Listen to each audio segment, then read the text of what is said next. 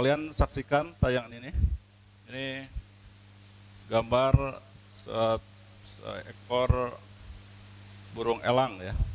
Satu-satunya burung yang berani hinggap dan mematuk elang adalah burung gagak. Ini fenomena alam di mana burung gagak itu berani mematuk burung elang ya.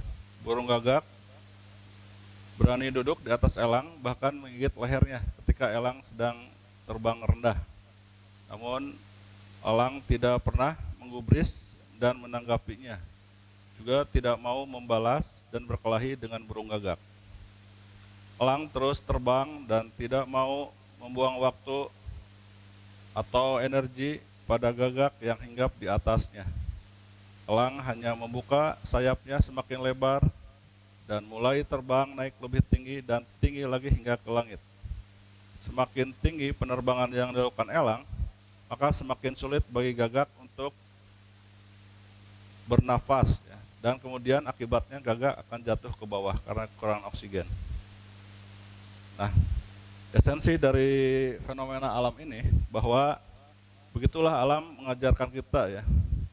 Kita memotivasi diri kita bahwa kita harus berhenti membuang waktu untuk selalu menanggapi mereka yang selalu mencibir, menista, nyinyir ya, bahkan memfitnah serta mengganggu kita.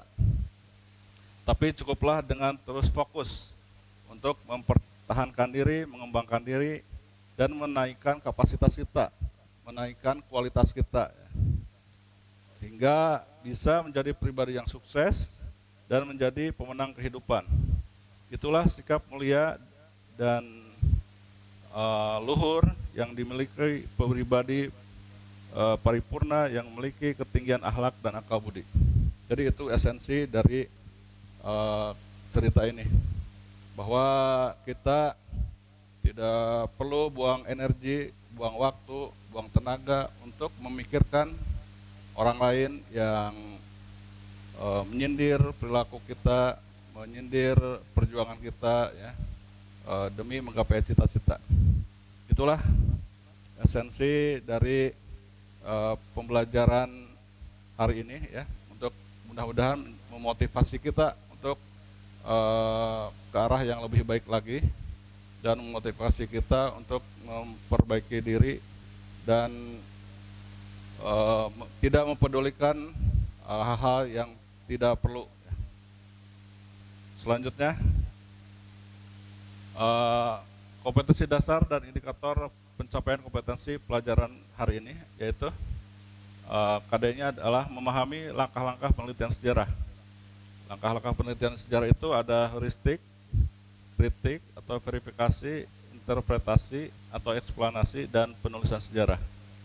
Dan untuk IPK-nya adalah menjelaskan pengertian penelitian sejarah. Yang kedua, menganalisis langkah-langkah penelitian sejarah dalam mengkaji berbagai peristiwa sejarah. Untuk KD keterampilannya yaitu menerapkan langkah-langkah penelitian sejarah dalam mempelajari sumber sejarah yang ada di sekitarnya. Untuk KD keterampilannya juga IPK-nya yaitu melakukan penelitian secara sederhana. Nanti ada tugas dari Bapak untuk kalian ya, untuk memenuhi KD keterampilan. Apa sih penelitian? Kalian tahu atau kalian pernah mengadakan penelitian? Nah, ini penelitian itu sebagai wujud dari kalian itu critical thinking ya, bahwa kompetensi yang harus dikuasai di abad 21 ini salah satunya yaitu critical thinking, berpikir kritis. Jadi kalian mengadakan penelitian itu merupakan perwujudan dari kalian itu sudah berpikir kritis ya. Di mana penelitian ini menjadi hal yang menakutkan ya bagi pelajar, mahasiswa untuk menyelesaikan studinya ya, atau menyelesaikan tugasnya. Mahasiswa S1 skripsi ya, S2 tesis, S3 disertasi, atau yang diploma itu tugas akhir ya, laporan TA, atau mahasiswa itu tugas makalah. Nah, yang salah kaprahnya ini bahwa tugas makalah itu kalian melakukannya plagiat ya, tinggal download di internet, banyak makalah-makalah yang sudah jadi ya, kalian download, itu merupakan bagian ketidakjujuran ya, kalian sudah melakukan plagiat, bahwa itu merupakan salah satu ketidakjujuran, dan kalian sudah merusak citra diri kalian sendiri ya dengan adanya plagiat itu. Ini pengertian penelitian adalah, atau riset ini adalah suatu proses investigasi yang dilakukan secara aktif, tekun dan sistematis, yang bertujuan menemukan, menafsirkan, dan merevisi fakta-fakta sehingga tercapai pengetahuan yang lebih mendalam mengenai suatu peristiwa, tingkah laku, teori atau hukum. Jadi penelitian ini harus aktif dan tekun. Jadi ini masalahnya ya, kalau karakter kalian kurang tekun, kurang aktif, ini tidak ada keinginan untuk melakukan penelitian, apalagi kalian itu kurang kritis terhadap permasalahan di lingkungan sekitar. Jadi ini ya, karakter yang harus dikuasai bagi kalian kalau ingin jadi seorang peneliti, yaitu tekun ya, dan melakukan kegiatan yang sistematis. Ada metode penelitian yang harus kalian tempuh ya secara sistematis, yang tujuannya adalah menemukan, menafsirkan, merevisi fakta-fakta sehingga tercapai pengetahuan yang lebih mendalam. Ini pengertian penelitian secara umum ya, bukan hanya di penelitian sejarah saja. Kalian sering diberikan tugas makalah ya, ada lomba-lomba yang harus kalian itu dibebankan untuk membuat makalah ya, dan harus mempresentasikan makalah tersebut. Itu diawali dengan suatu penelitian. Jadi esensi dari penelitian itu di tiap ilmu, di tiap pelajaran itu pasti ada penelitian. Seperti halnya di sosiologi ya, di ekonomi itu ada penelitian yang mempunyai metode masing-masing ya. Nah ini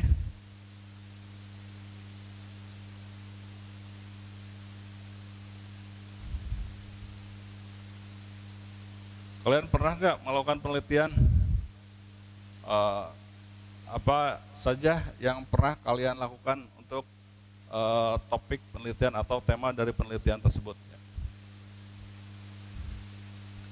Ini kita akan membahas mengenai penelitian sejarah. Penelitian sejarah adalah proses mengkaji secara sistematis ya, suatu peristiwa masa lalu dalam rangka mendapatkan pengetahuan dan pemahaman yang mendalam serta makna dari peristiwa itu. Ya. Jadi ini bedanya dengan penelitian ilmu sosial lainnya atau penelitian ilmu lainnya adalah bahwa penelitian sejarah yaitu mengkaji secara sistematis suatu peristiwa masa lalu ya, dalam rangka mendapatkan pengetahuan dan pemahaman yang mendalam serta makna. Jadi tujuannya untuk mendapatkan pemahaman dan makna dari peristiwa itu, esensi dari peristiwa itu ya, atau hikmah di balik suatu peristiwa itu. Tujuannya yaitu bisa menganalisa peristiwa masa lalu, pola-polanya dibandingkan dengan peristiwa di masa sekarang ya, kontekstual, dan bisa meramalkan peristiwa yang akan terjadi pada masa yang akan datang ya. Itu tujuan penelitian sejarah.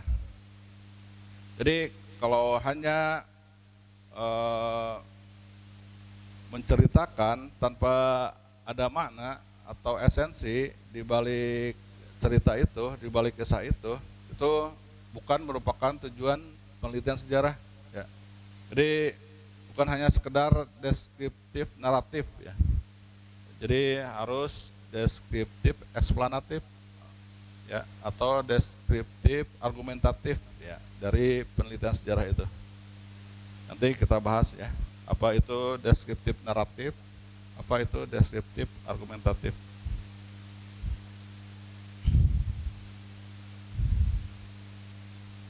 Ini langkah-langkah penelitian sejarah atau metode penelitian sejarah.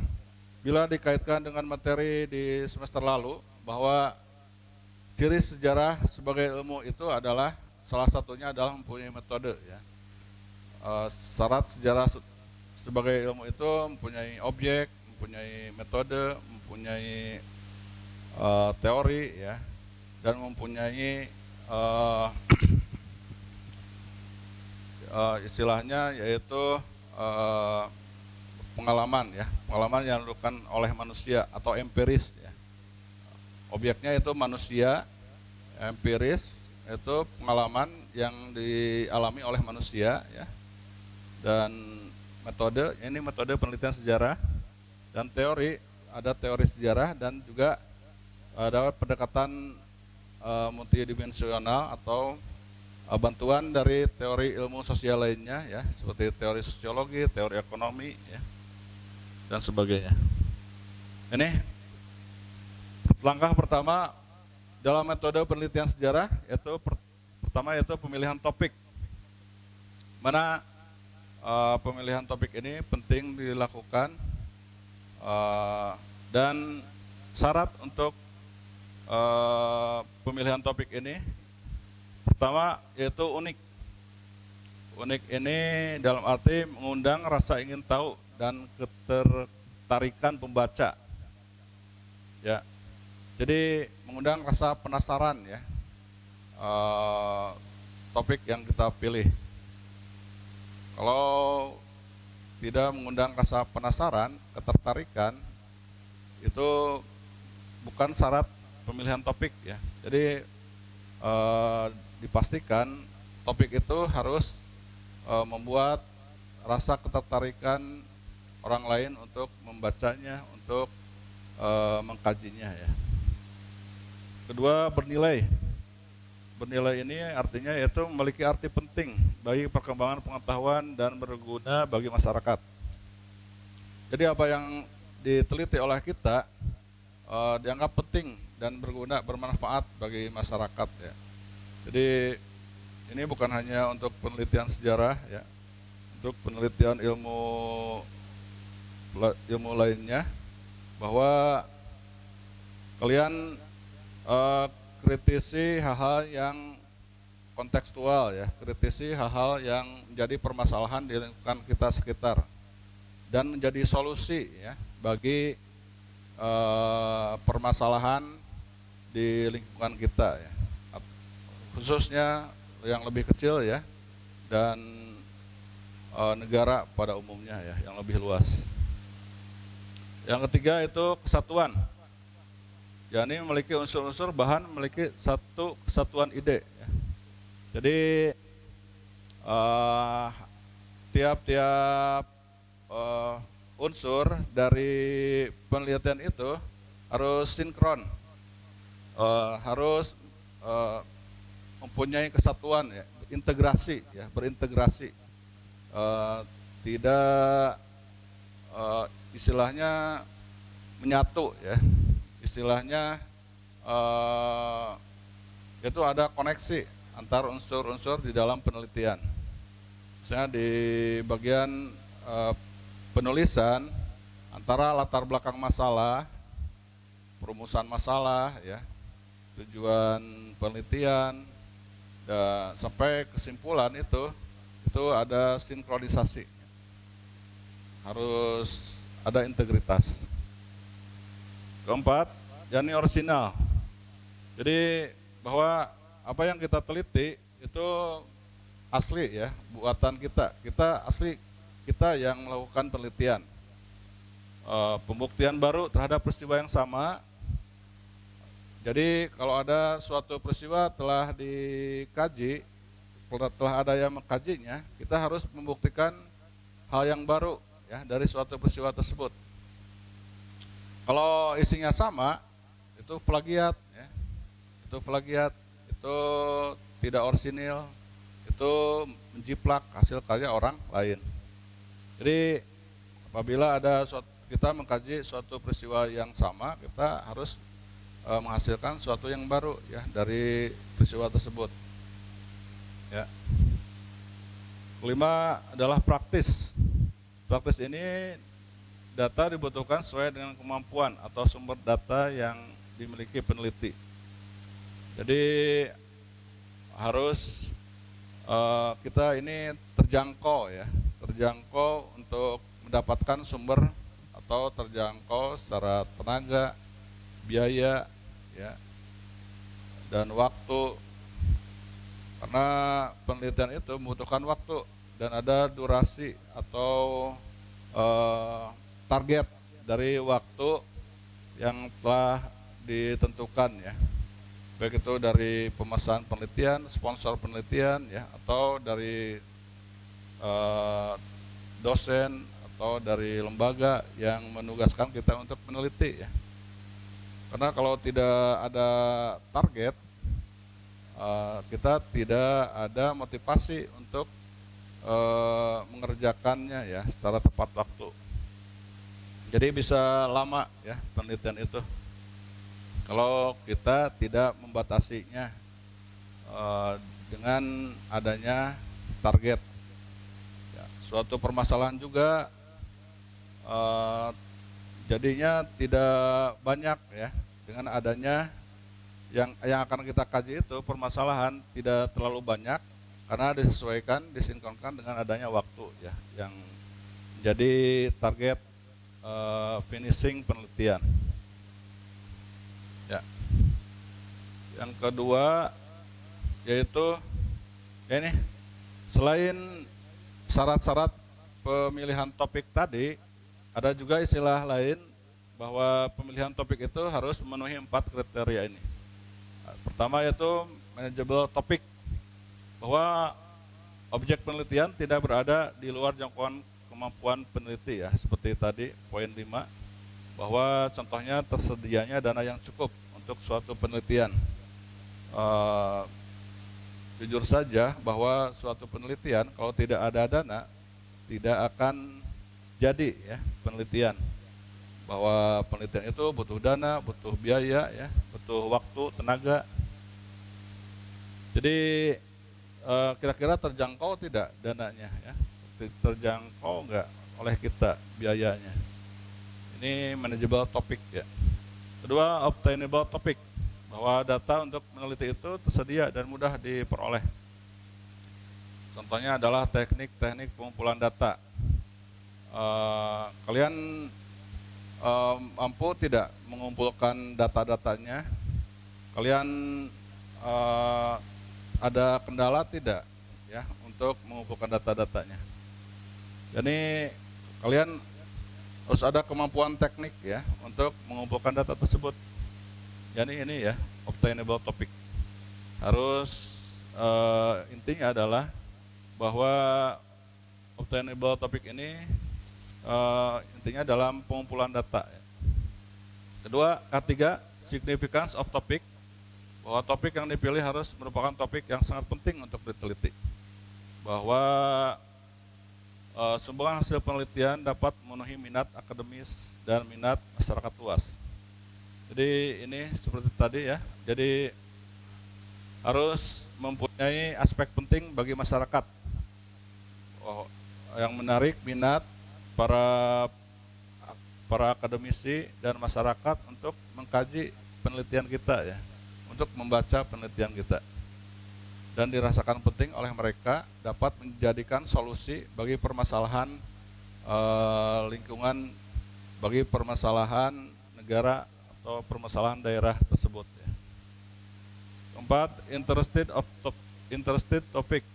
Jadi minat dan semangat, artinya topik yang dipilih harus benar-benar didorong oleh minat dan semangat yang tinggi. Jadi harus ada passion ya, harus ada ketertarikan bahwa kalian minat sekali dengan topik tersebut ya, semangat sekali untuk meneliti topik tersebut.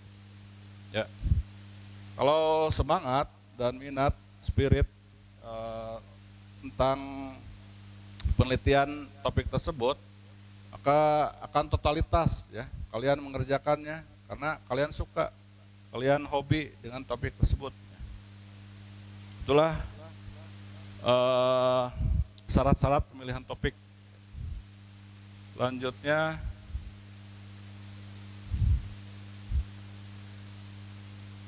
seorang peneliti akan bekerja dengan baik jika ia memiliki passion ya, ketertarikan. Ini sesuai dengan poin 5 ya.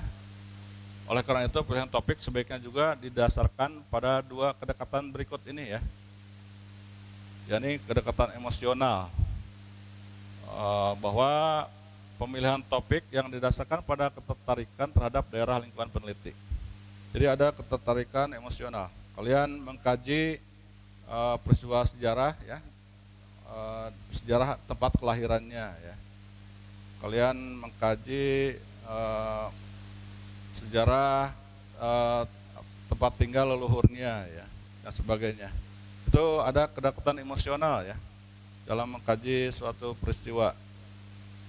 Diharapkan dengan adanya kedekatan emosional kalian akan totalitas dalam mengkaji dari objek tersebut ya. Lalu yang kedua itu kedekatan intelektual. Pemilihan topik berdasarkan pengetahuan dan wawasan yang dimiliki peneliti. Jadi kalian punya modal intelektual, akademi kalian itu sesuai dengan topik penelitian yang akan kalian kerjakan ya. Jadi punya pengetahuan ya, punya ilmu untuk meneliti topik tersebut ya. Ini langkah yang kedua, metode penelitian sejarah, yaitu heuristik. Heuristik berasal dari bahasa Yunani, yakni heuristein, yakni menemukan. Heuristik adalah suatu proses yang dilakukan oleh peneliti untuk mengumpulkan sumber-sumber data-data atau jejak sejarah ya. Di materi sebelumnya kalian sudah mempelajari mengenai materi sumber sejarah ya. Ini heuristik ini merupakan langkah penelitian untuk menemukan data-data sumber-sumber sejarah ya. Nah, keberhasilan pencarian sumber ditentukan oleh wawasan peneliti mengenai sumber yang diperlukan dan keterampilan teknis penelusuran sumber ya. Jadi harus kalian selain punya kemampuan teoretis juga harus mempunyai kemampuan teknis ya dalam mencari sumber-sumber sejarah. Nah, ini kadang ada permasalahan ya ketika mencari sumber-sumber sejarah. Ini permasalahannya ya. Pertama, keterbatasan kemampuan menguasai bahasa sumber. Ini penting sekali ya. Kalau kalian ingin meneliti mengenai kerajaan Hindu-Buddha ya, ingin meneliti mengenai kerajaan Islam, topiknya kalian harus bisa mempelajari bahasa dari sumber-sumber yang ditemukan, sumber tertulis misalnya naskah kuno, naskah kerajaan ya, yang menjadi sumber primer dari topik tersebut, dari penelitian tersebut. Kalau kalian tidak tahu, kalian sewa penerjemah ya, sewa orang yang bisa menerjemahkan dari bahasa, misalnya bahasa Sanskerta ya, tulisan Palawa, tulisan Jawa kuno ya, tulisan Sunda kuno dan sebagainya yang menjadi topik dari suatu penelitian sejarah. Jadi ini ya, bahasa ini penting sekali untuk menguasainya, dan kalau tidak mampu kalian biayai, kalian bayar orang yang bisa menerjemahkan teks atau naskah dari sumber penelitian sejarah kalian ya. Dua, tidak semua orang dapat mengakses sumber tersebut. Ini contohnya arsip-arsip ya. Hanya pemerintah saja yang berhak, hanya aparat pemerintah saja yang berhak mengaksesnya. Tidak semua orang bisa mengaksesnya ya. Baru bisa mengaksesnya setelah 30 tahun ya, setelah 50 tahun, setelah 25 tahun. Jadi harus menunggu lama ya untuk mengakses arsip-arsip tersebut. Jadi ini permasalahan ya, tidak semua orang bisa mengakses sumber tersebut. Ini contohnya arsip ya, arsip yang dilakukan oleh pemerintah. Tiga, beberapa sumber masih dikategorikan sebagai sumber tertutup. Jadi ini masih rahasia ya, sumber tertutup ini. Jadi kita tidak bisa mengaksesnya, sama ya dengan poin kedua, bahwa sumbernya ini tidak ada, tidak banyak ditemukan ya, sumber mengenai topik yang kalian teliti. Ini sering ya menemukan ini. Keempat, sumber sejarah sudah berusia sangat tua dan rentan jika disentuh.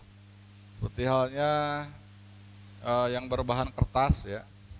Kalau dibuka itu rapuh ya, nanti hancur kertasnya. Itu harus hati-hati sekali ya dalam membacanya. Bisa diakali kalau kita sekarang itu dipoto ya, dipoto naskahnya tanpa istilahnya sering menyentuhnya, sering membukanya. Kita dokumentasikan dengan teknologi ya, di foto naskah tersebut. Kelima, banyak sumber sejarah yang masih menggunakan tulisan tangan. Ini sama dengan poin 4. Jadi tulisan tangan ini di atas kertas ya. Jadi rapuh bahannya dan tulisannya, jadi tidak jelas kalau sudah hancur ya. Jadi kita tidak bisa meneliti sumber tersebut. Selanjutnya jenis-jenis sumber seperti yang telah kita pelajari ya, bahwa sumber itu dibedakan menjadi dua macam. Satu, cara mendapatkannya ya. Cara mendapatkannya itu sumber sejarah dibedakan, ada sumber primer ya. Sumber primer itu didapatkan dari hasil wawancara dengan pelaku atau saksi sejarah ya. Berupa wawancara langsung sumber pertama, pelaku atau saksi sejarah, dokumen asli, laporan atau catatan, foto, benda peninggalan di masa lalu ya. Ini menjadi sumber primer. Lalu yang kedua adalah sumber sekunder, yaitu informasi yang diperoleh dari buku, teks, koran, majalah, ensiklopedi, tinjauan, penelitian, dan referensi lain. Nah, ini kenapa koran atau majalah tidak menjadi sumber primer walaupun terbit pada masanya ya. Karena koran, majalah itu sudah melalui tahapan editing, sudah melalui tahapan istilahnya seleksi dari redaksi ya, diseleksi dulu sebelum terbit. Itu sudah ada unsur adanya pendapat redaksi, pendapat pemimpin redaksi ya. Untuk kadang suatu peristiwa itu tidak berdasarkan fakta ya, ada rekayasa, ada kepentingan di dalamnya ya, dalam menerbitkan koran atau menerbitkan majalah tersebut. Jadi suatu hal yang bukan dari itu rata-rata berupa opini ya, berupa penyampaian pendapat dari korespondennya, dari wartawannya, atau dari redaksinya, ya, redaktur koran atau redaktur dari majalah tersebut. Jadi makanya dikelompokkan menjadi sumber sekunder ya, koran, majalah, atau buku teks itu. Dan ada juga sumber tersier ya, yang paling baru ini. Sumber tersier ini didapatkan dari situs-situs ya, dari website, dari blog ya, dari internet ya, itu masuknya adalah sumber tersier. Di perkembangan era sekarang bahwa sumber tersier itu banyak ya, sehingga kita gampang cari di internet, tidak usah kita datang ke perpustakaan atau ke arsip ya, ke arsip, atau juga kita bisa efektif dan efisien dengan adanya internet tersebut ya. Tapi kalau datanya dari info resmi Badan Arsip Nasional, itu bisa menjadi sumber primer atau sumber sekunder, walaupun datanya kita dapatkan dari internet ya. Karena dari situs resmi, dari lembaga resmi ya. Jadi validitasnya atau keasliannya dari sumber tersebut itu kredibel ya, dapat dipercaya. Jadi yang termasuk sumber tersier ini link-link atau situs-situs yang atau blog yang dibuat oleh bukan dari pihak lembaga resmi ya, perorangan. Yang kedua, sumber sejarah berdasarkan wujudnya. Pertama adalah sumber tulisan. Sumber tulisan ini berupa prasasti, naskah, ya. Prasasti itu tulisan yang medianya adalah batu, ya, logam, benda-benda padat, ya. Dan sumber berupa prasasti ini tahan lama, ya. Tulisannya tidak seperti di kertas ya. Kalau di naskah itu kadang tidak kuat, gampang hancur ya, medianya berupa kertas. Kedua, sumber lisan, yakni ada hasil wawancara kita dengan pelaku sejarah dan saksi sejarah ya. Kita mengkorroborasi, mengecek dan dicek sumber sejarah dari satu pelaku sejarah dibandingkan dengan sumber hasil wawancara dengan pelaku sejarah atau saksi sejarah lainnya ya. Yang ketiga adalah sumber benda. Sumber benda itu berupa fosil, kerangka tumbuhan, kerangka hewan, kerangka manusia yang menjadi sumber benda ya. Jadi sumber benda ini movable. Movable ini gampang dibawa kemana-mana ya. Yang kedua adalah artefak. Artefak ini adalah alat penunjang kehidupan untuk memenuhi kebutuhan hidup sehari-hari manusia di zaman dulu ya. Artefak untuk berburu, untuk bertani ya. Ada kapak genggam, kapak lonjong dan sebagainya. Keempat, adanya sumber audio visual, karena perkembangan zaman teknologi itu didapatkan sumber sejarah berupa audio visual, karena ketika abad 20 itu sudah ditemukannya video ya. Video yang pertama itu dulu tidak ada suaranya, hanya berupa visual saja ya, bisu, tidak. Lalu seiring perkembangan zaman jadi audio visual ya, berupa rekaman pidato, video dokumenter ya. Itu merupakan sumber sejarah juga ya. Dan kelemahannya adalah bahwa tidak ada lagi alat yang bisa kompatibel untuk memutarnya ya. Karena seiring perkembangan teknologi bahwa alat atau pemutar itu dianggap ketinggalan zaman ya. Sedangkan sumber sejarahnya misalnya ini ya, berupa CD ya, atau berupa DVD. Sudah jarang kita sekarang pemutar CD atau pemutar DVD ya. Atau juga berupa kaset video ya, yang ukurannya tebal itu ya. Itu sudah jarang kita menemukan alat untuk memutar video tersebut ya, memutar kaset tersebut. Yang kelima adalah visual, yaitu berupa foto dan bangunan bersejarah. Foto itu masuk pada visual ya.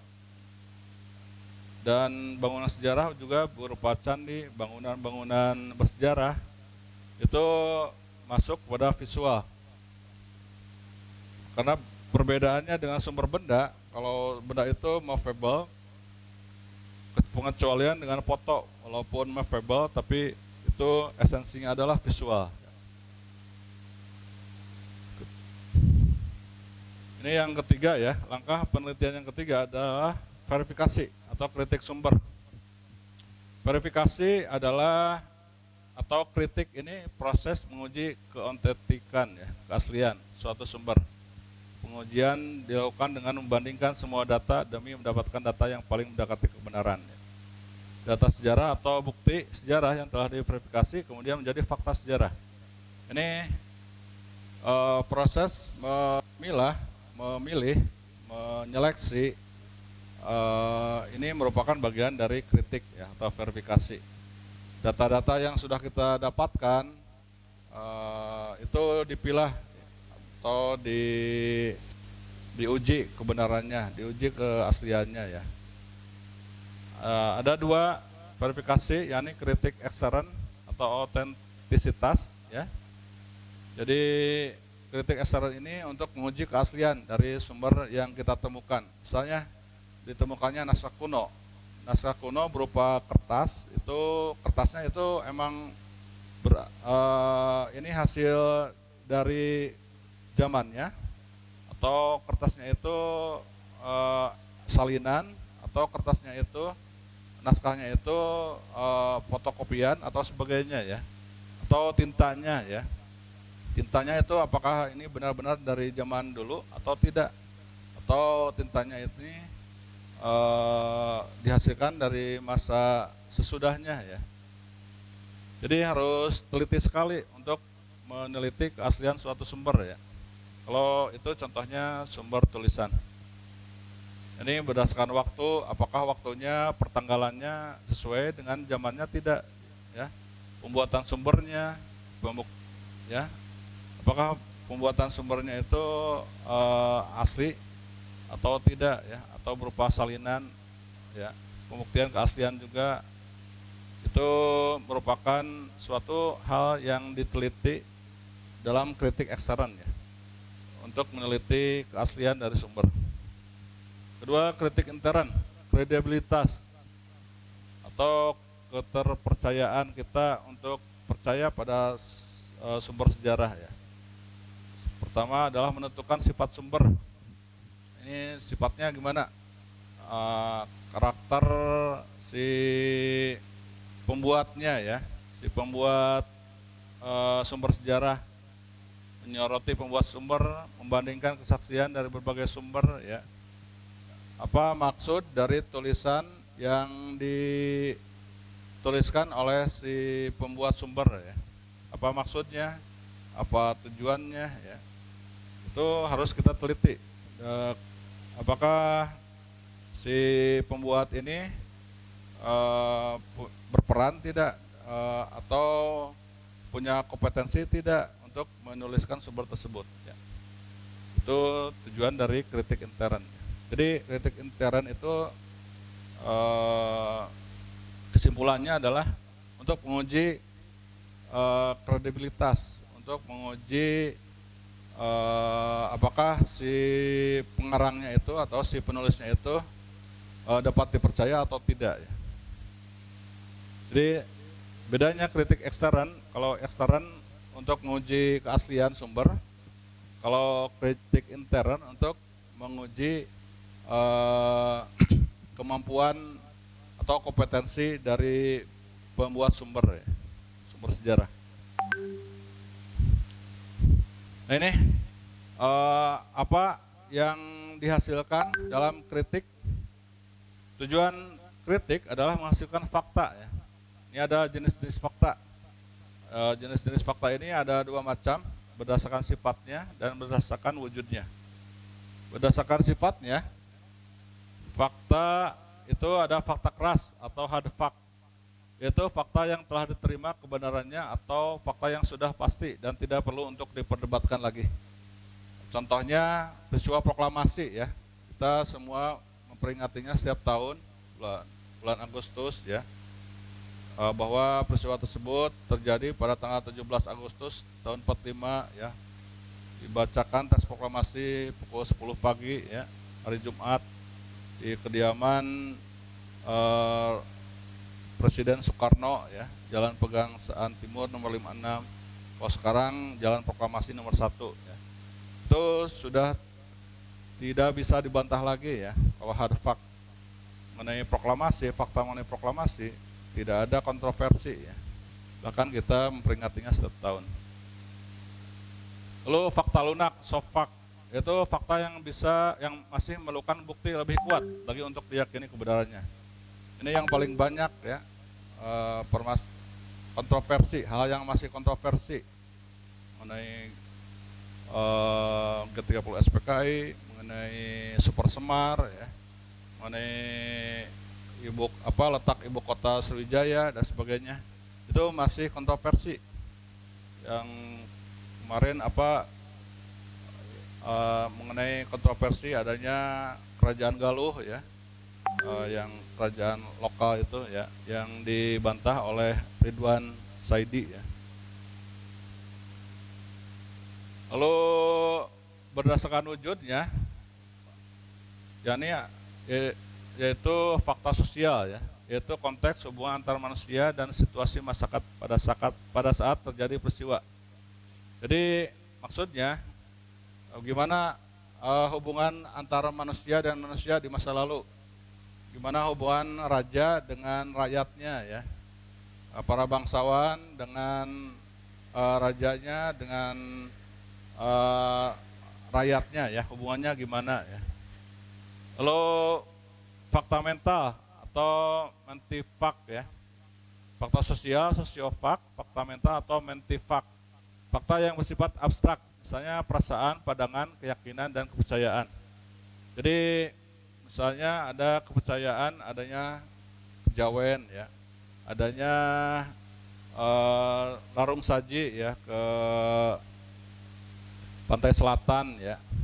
Itu merupakan pandangan dari keyakinan, kepercayaan dari masyarakat ya, yang masih dipraktekkan hingga masa kini ya. Itu masuk dalam fakta mental, mentifak ya. Yang ketiga adalah interpretasi.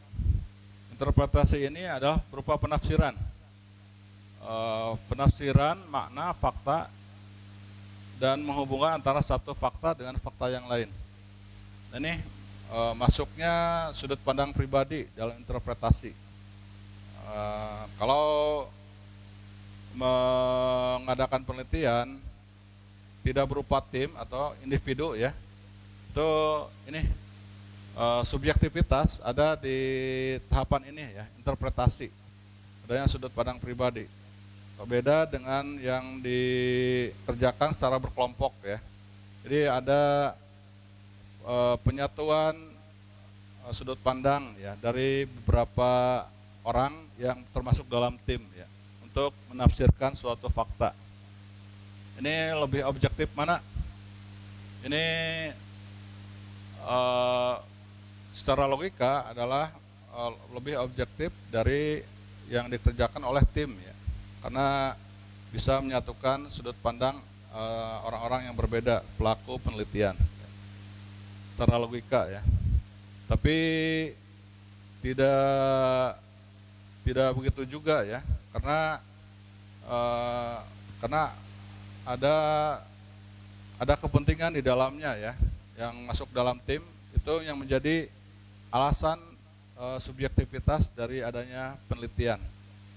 Walaupun dikerjakan oleh tim, tapi masing-masing pelaku penelitian itu ada subjektivitas, masuknya kepentingan ya, masuknya kepentingan pribadi atau kepentingan yang lain ya, yang mendanai suatu penelitian.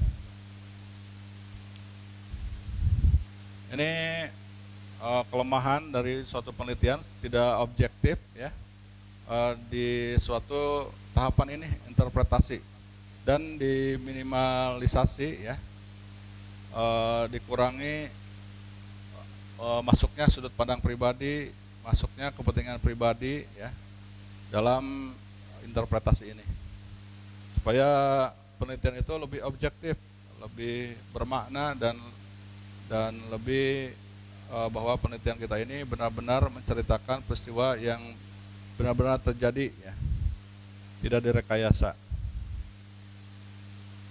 Ini dalam interpretasi ada suatu proses yang namanya analisis, menguraikan, dan ada sintesis, menghubungkan. Bahwa analisis yakni menjawab pertanyaan-pertanyaan penelitian, mengapa subjektivitas sering terjadi ya dalam tahap interpretasi. Jadi dalam analisis ini menguraikan. Jadi menguraikan ini berdasarkan ciri-ciri dari suatu, misalnya revolusi. Terjadinya suatu revolusi itu adanya mobilisasi massa, adanya pergantian kepemimpinan, adanya konflik ya, itu adanya revolusi ya. Itu menguraikan apa itu konsep dari revolusi ya, diuraikan berdasarkan ciri-cirinya ya. Lalu sintesis, menghubungkan fakta yang satu berdasarkan kausalitas, hubungan sebab akibat. Apabila suatu peristiwa terjadi misalnya peristiwa kejatuhan Presiden Soekarno itu disebabkan oleh, dikaitkan oleh pertama adanya krisis moneter ya, krisis ekonomi, ada krisis politik ya, di mana banyak unjuk rasa ya. Seperti halnya kejatuhan Presiden Soeharto, ada krisis ekonomi dan krisis politik. Masyarakat sudah tidak percaya dengan kepemimpinan Soeharto dan Soekarno, dan adanya krisis ekonomi di mana terjadinya inflasi ya, terjadinya kenaikan harga-harga ya, terjadinya di masa tahun 98 di mana nilai tukar rupiah kita terhadap dolar sampai 25.000 ya per dolarnya, dan banyak PHK besar-besaran ya, karena perusahaan banyak yang bangkrut, dan yang mengandalkan barang dari luar negeri, impor, itu pada bangkrut ya, karena nilai tukar rupiah tinggi sekali. Itu bisa mensintesis ya, menghubungkan, karena ada sebab, ada akibat, ada asap pasti ada api ya, yang telah membakarnya, yang dan menghasilkan asap dari suatu fenomena ya. Jadi segala suatu hal itu pasti ada sebab dan akibatnya. Ini dalam proses sintesis. Jadi dalam interpretasi ini mengapa subjektivitas sering terjadi dalam tahap interpretasi ya? Karena dalam tahap ini peneliti memiliki kebebasan memberikan pandangan ya dan pendapatnya terhadap sumber yang telah ditemukan. Maka kita logikanya bahwa beda orang, beda si kepala, beda sudut pandang, beda pemahaman. Dan itulah uniknya sejarah atau uniknya penelitian, bahwa masuknya sudut pandang, masuknya pendapat dalam metode ini ya, dalam tahapan interpretasi. Jadi masuknya sudut pandang itu harus dilakukan ya untuk menafsirkan dari fakta-fakta yang telah ditemukan ya, yang telah didapatkan. Kalau tidak adanya kesimpulan, kalau tidak adanya analisis, sintesis, tidak adanya sudut pandang, itu bukan merupakan penelitian ya, bukan merupakan penelitian. Jadi kita mempunyai hipotesis, kesimpulan sementara, mempunyai kesimpulan ya, mempunyai hasil analisa kita ya dalam menarik benang merah dari suatu fakta-fakta yang telah kita temukan. Yang terakhir adalah historiografi atau penulisan ya. Historiografi berasal dari bahasa Yunani, historia dan grafien. Historia adalah narasi ya, sejarah, grafien adalah penulisan. Jadi intinya adalah ini penulisan sejarah. Ini ada hubungannya dengan sejarah sebagai seni ya, bahwa sejarah sebagai seni itu si sejarawan harus memiliki kompetensi menggunakan bahasa yang khas ya, menggunakan bahasa. Jadi harus bisa menuliskan apa yang telah kita pikirkan ya, harus bisa menuliskan apa yang telah kita teliti, bisa menuliskan apa yang telah kita analisis ya. Kalau tidak mempunyai kompetensi dalam menyusun perputaran kata, dalam fakta berupa tulisan, maka tidak bisa ya untuk mencapai ke tahapan ini ya, ke tahapan teknik untuk menuliskan sejarah. Ini yang paling susah juga, sulit, dimana kalau tidak suka menulis atau tidak ada kompetensi untuk menulis, kita kewalahan ya, kita penelitian kita tidak ada artinya ya kalau tidak dituliskan ya. Jadi kegiatan penulisan ini kegiatan menyajikan hasil penelitian sejarah menjadi tulisan sejarah, history as written. Jadi kenapa harus ditulis? Ya itu karena untuk sebagai media komunikasi, ya, media publikasi, sebagai media juga sebagai arsip ya hasil penelitian kita. Kita tidak bisa disimpan dalam memori kita dan menyampaikannya secara lisan ya. Tidak bisa. Itu harus berupa tulisan ya. Kita menyampaikan berulang-ulang, capek ya, tidak efektif. Kalau berupa tulisan itu tinggal mengkopinya atau tinggal men-share-nya secara praktis hasil penelitian kita. Jadi ini menjadi rekaman ya, dari rekaman hasil penelitian kita, historiografi ini. Kenapa suatu penelitian akhirnya harus ditulis? Ini kelemahan kita ya dalam daya nulis di daerah barat ya. Pelajar, mahasiswa atau dosen banyak yang stres ya kalau disuruh menulis ya. Beda dengan masyarakat di daerah timur ya, sudah terbiasa menulis. Ini ada hubungannya dengan karakter dari nenek moyang kita ya, leluhur kita, dimana nenek moyang kita orang Sunda. Kenapa di wilayah Sunda tidak banyak sumber tulisan ya? Tidak banyak sumber tulisan. Ini ada kaitannya dengan karakter generasi penerusnya ya, yang kenapa kita tidak suka menulis.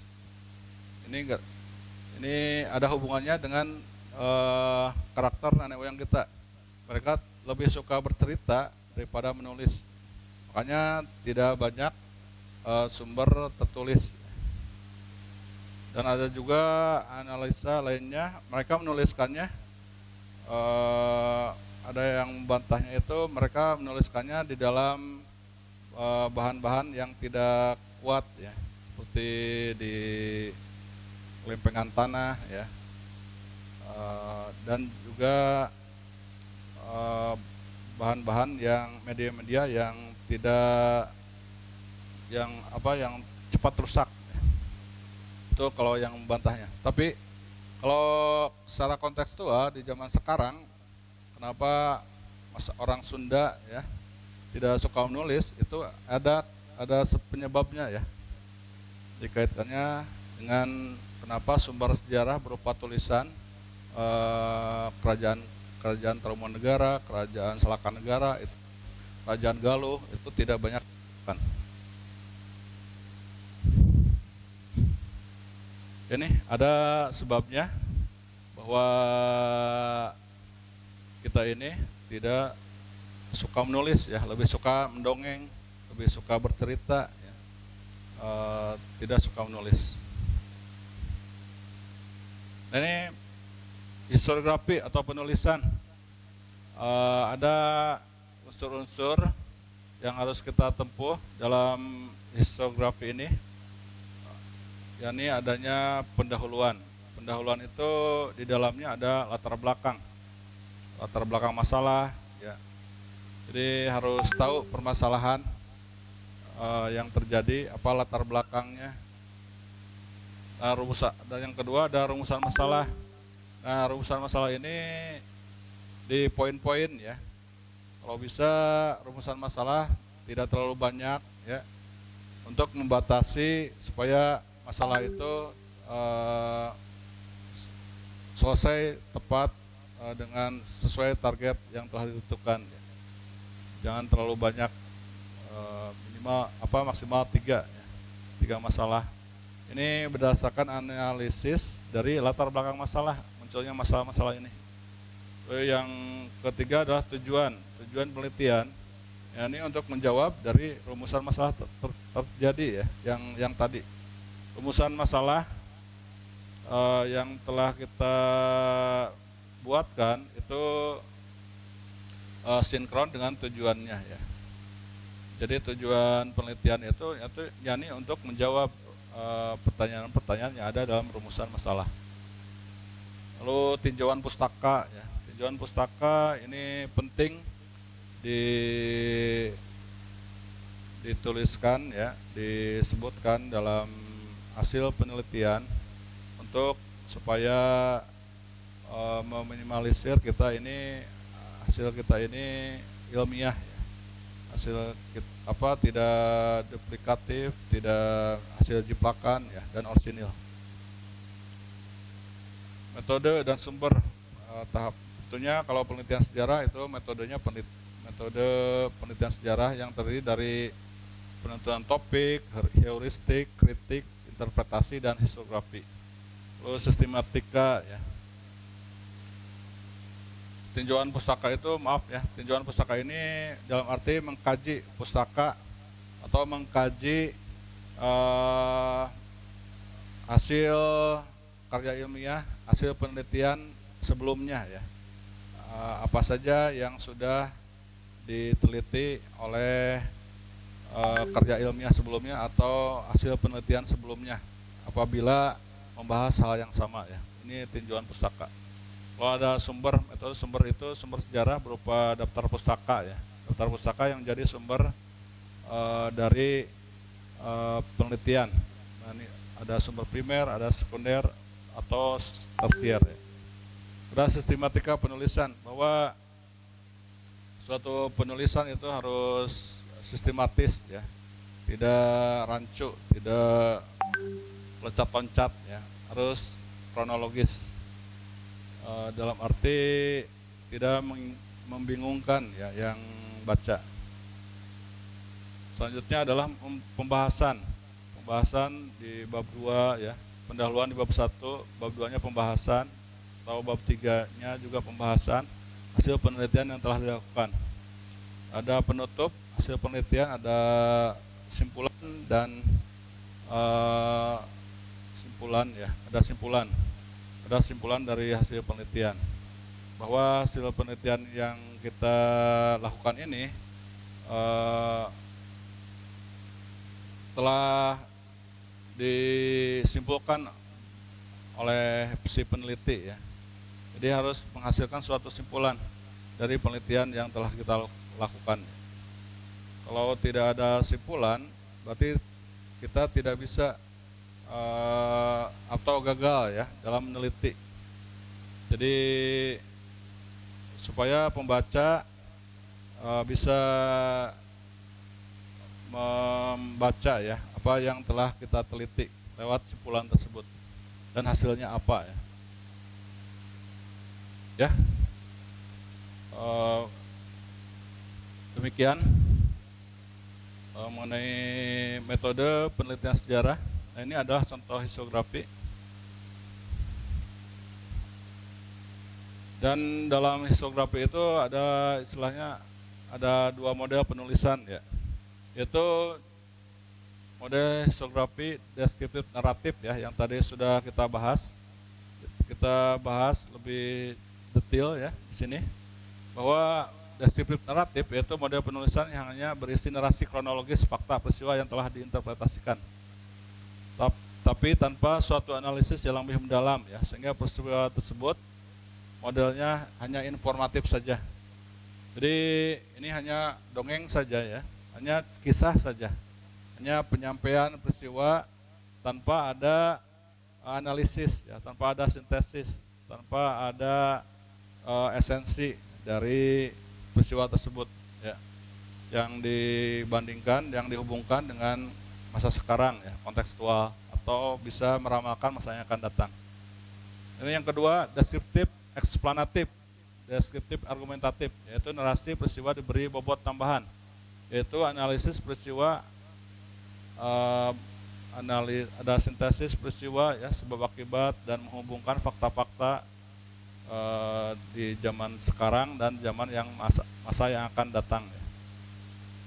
Itu bedanya hasil histografi ya, hasil penelitian sejarah. Hanya ada yang berupa naratif saja dan ada yang berupa eksplanatif atau argumentatif. Jadi kalau yang naratif itu, kalau dalam 5W 1H itu hanya berupa when, who, dan what ya.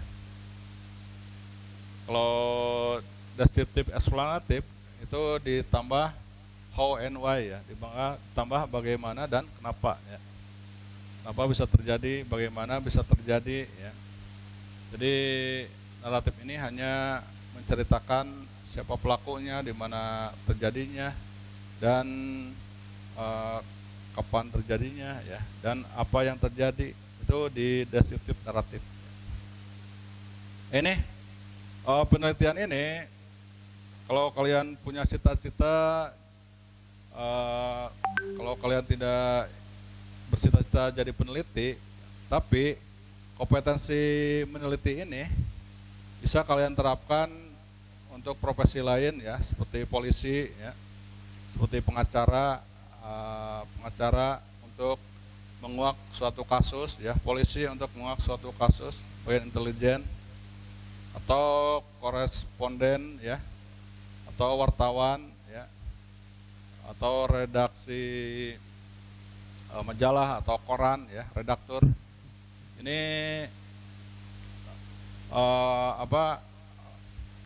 ilmu-ilmu ya yang akan kita dapatkan apabila kalian memahami dari adanya penelitian. Akan bermanfaat ya, bermanfaat sekali apabila kalian bercita-cita menjalani profesi sebagai pengacara, sebagai koresponden, wartawan, sebagai polisi ya, atau sebagai jaksa ya, dan sebagainya. Jadi esensi dari pembelajaran hari ini, Jani,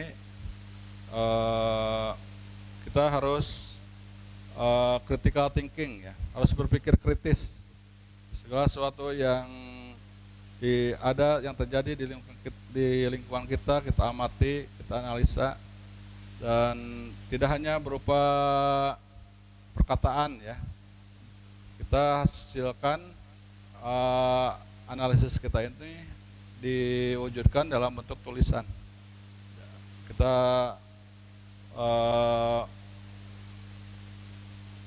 semangat untuk meneliti kita tingkatkan ya, karena sebagai kaum terpelajar atau mahasiswa nanti ya, jadi tugasnya itu meneliti dan meneliti.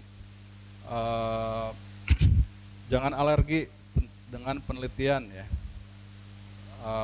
walaupun banyak yang stres ya, banyak yang mahasiswa menjadi mahasiswa abadi atau mahasiswa yang drop out gara-gara dibebankan penelitian. Mahasiswa banyak yang stres karena banyak tugas makalah ya. Suatu saat nanti kalian harus jujur ya membuat makalah. Jadi di sini perlunya kejujuran. Jadi harus orisinal, harus hasil sendiri, tidak plagiat ya. Dan biasakan hasil pemikiran sendiri. Ini terakhir ada evaluasi ya berupa tugas dari materi hari ini. Bapak sudah upload di SPI dan dikumpulkan paling lambat hari Jumat pukul 11 malam ya. Pertama, jelaskan apa saja langkah-langkah penulisan sejarah. Kedua, mengapa penelitian sejarah harus mengikuti metode ilmiah ya. Tiga, subjektivitas kerap muncul pada tahap interpretasi. Mengapa hal tersebut dapat terjadi? Jelaskan secara singkat dan jelas. Berikan penjelasan secara singkat, jelas, dan sertai contoh minimal 3 mengenai perbedaan antara kritik internal dan kritik eksternal. Apa perbedaannya kritik internal dan contoh kasusnya ya, seperti apa? Kasus untuk tahapan kritik internal atau kritik eksternal ini. Bapak harapkan semua bisa mengupload tugas tersebut di SPI di fitur tugas atau PR, dan paling lambat dikumpulkan hari Jumat tanggal 22 Januari 2021 di SPI jam 11 malam.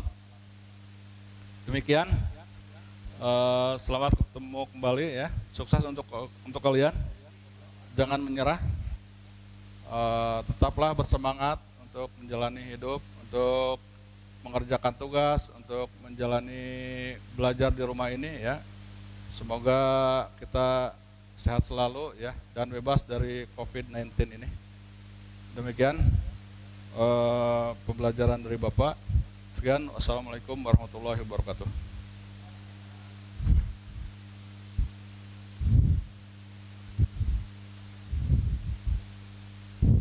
Pak Haji, ayeuna.